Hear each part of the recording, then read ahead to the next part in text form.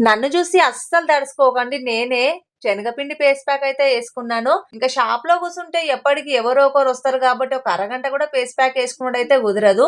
ఇంకా మా ఆయన బట్టలన్నీ పండక్కి ఊరెళ్తాం కాబట్టి ఇస్తిరి అయితే చేస్తున్నా. ఇస్తిరి చేసేటప్పుడు పనేముండదు కాబట్టి ఇంకా ఫేస్ ప్యాక్ యేసుకున్నాననుకో ఒకే దెబ్బకి 2 పిట్టలు అన్నట్టుగా ఉంటది కదా! ఇక్కడ ఇస్తిరికి ఇస్తిరి అయితది. అట్లనే ఇంకా మొహానికి మొహం క్లీన్ అయితది కదా! అని చెప్పేసి అయితే 2 పనులు ఒకేసారి చేస్తున్నా అన్నమాట. ఇంకా ఫేస్ ప్యాక్ నేనైతే శనగపిండి, పసుపు, పెరుగుతో అయితే వేసుకున్నాను.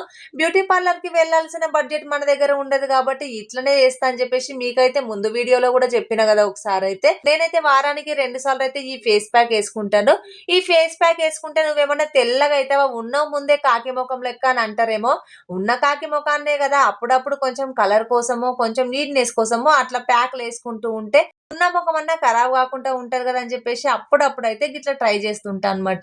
పార్లర్‌కి వెళ్లి వేలకు వేలు ఖర్చు పెట్టడం కన్నా ఇంట్లో దొరికే శనగపిండితోని అప్పుడప్పుడు గిట్లా క్లీన్ చేసుకుంటే తప్పేం లేదు గదండీ! నేనేమన్నా బడ్జెట్‌లో అయితే వెళ్తలేను గదా! మామూలుగా ఇంట్లోనే గదా!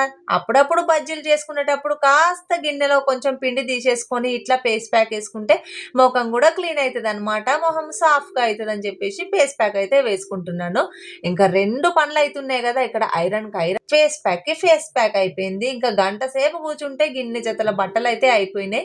మా ఆయన బట్టలయితే అయిపోయినాయి గానీ, మా పిల్లల బట్టలయితే ఇంకా మిగిలిపోయిందన్నమాట. ఒకేసారి కూర్చొని, కూర్చొని నడుములైతే నొస్తాయి గాబట్టి, ఇంకా ఫస్ట్ మా ఆయనయి అయితే కంప్లీట్ అయిపోయినాయి. ఇంకా కాసేపు ఐరన్ బాక్స్‌కి రెస్ట్ ఇస్తా. నేను గూడా రెస్ట్ తీసుకుంటా. తర్వాత మా పిల్లల బట్టలు గూడా కంప్లీట్ అయితే జేసేస్తా.